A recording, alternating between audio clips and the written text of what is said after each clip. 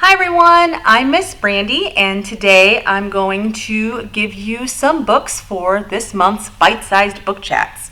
The month of June is Pride Month, so I thought it would be a great opportunity to celebrate Pride Month by bringing you some books that are written by LGBTQ authors and feature LGBTQ characters. So there you go.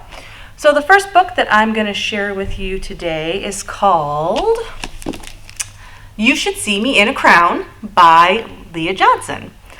This book is about a girl named Elizabeth.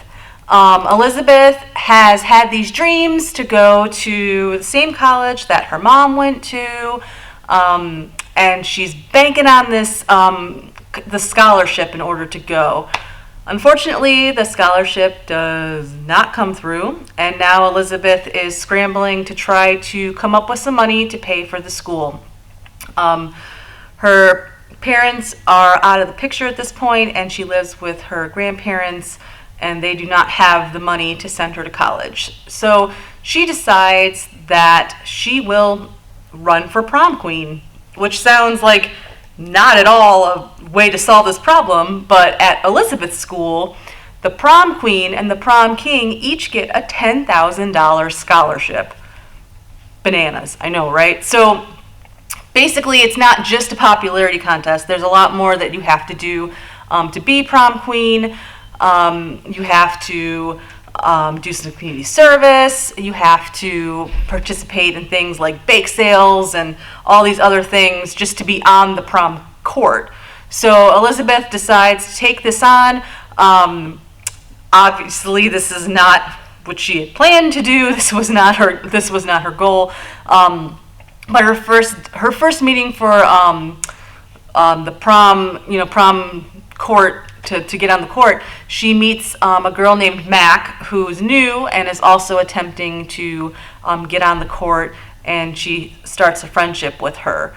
So that is You Should See Me in a Crown by Leah Johnson.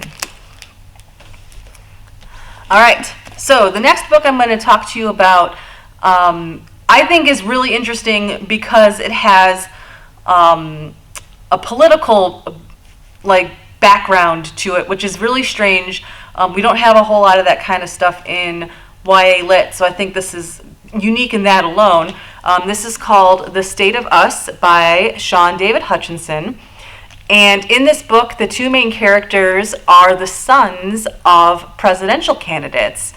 So you have Dean, who is a white boy whose mother is running on the Republican ticket to be the next president. And then you have Dre, who's Hispanic, whose father is running on the Democratic ticket to be president.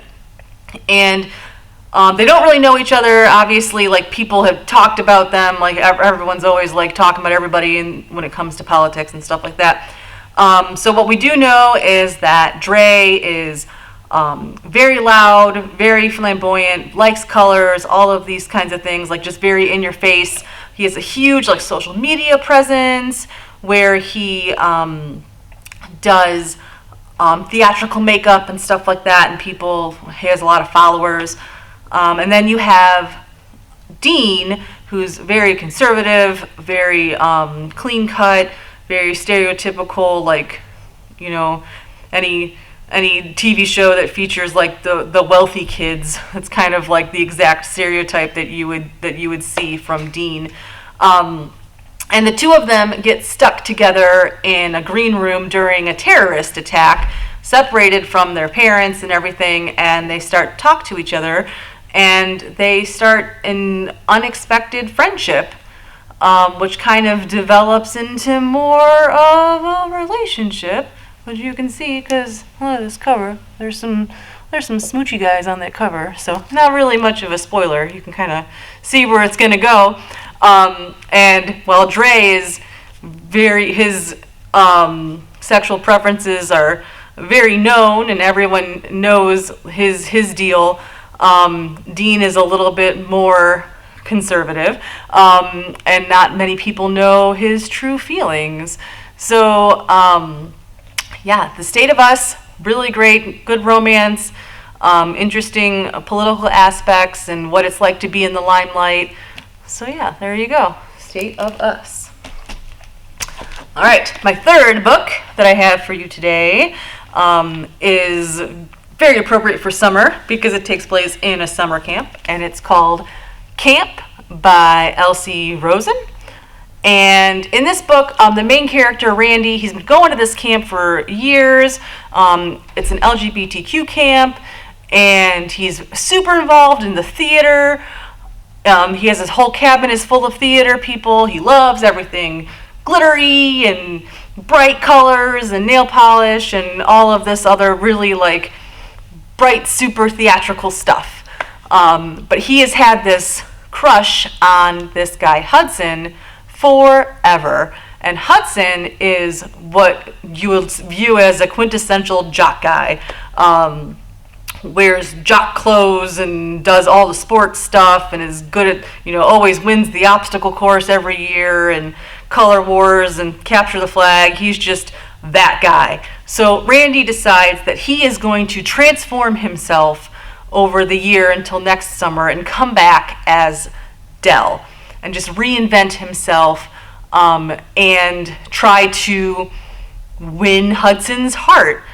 So obviously, there's a couple red flags here as Dell is completely transforming himself into something different in order to win this guy over. So you got a lot of his friends and a lot of the counselors kind of going, "What are you doing? Is that really what you want? Really want to do that?"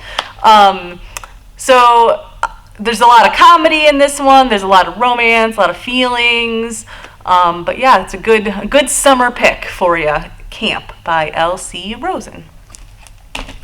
And finally, this one is my favorite one, so I saved it for last.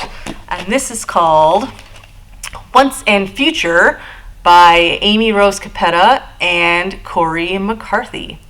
And in this book, it is sci-fi, which is awesome, but it's also a retelling of King Arthur, which is also awesome. So we have King Arthur in space, because sure, why not? The main character, Ari, is this book's reincarnation of King Arthur. So it's a gender-flipped character as well, because she's a girl. And she doesn't really know that she's Arthur until one day she stumbles on Excalibur just hanging out in a rock and pulls it out. And when she does, then Merlin shows up. And it's literally the Merlin from the original King Arthur tale who has been dealing with 42 different Arthurs all over time, trying to help them to solve the quest, King Arthur's quest. So you have Merlin coming back over and over again, but he's also cursed to de-age. So every time he comes back, he's younger and younger and younger, and we know Merlin was like super old at the beginning. So now Merlin is a teenager, and so he joins Ari and Ari's friends as they embark on this quest, for lack of a better word, to destroy this universal company named Mercer that owns literally everything. Like, your planet doesn't have water, Mercer will bring you water, and you're going to pay Mercer, and Mercer owns this and owns this. It's like literally if, I don't know, Target owned all the things, and everything that you wanted in your life had to come from Target. It's very, very strange. So they're trying to take down this universally huge corporation. So there's magic and dragons and jousting, everything you want in a good Arthurian tale is all in this book. Lots of LGBTQ characters, and it's wonderful. So there you go. That's Once and Future. It's also the first book in a series, so if you like this one, there's another one waiting for you. So there you go. So those are my choices for June, and thanks for watching, and we'll catch you next month. See you later. Bye.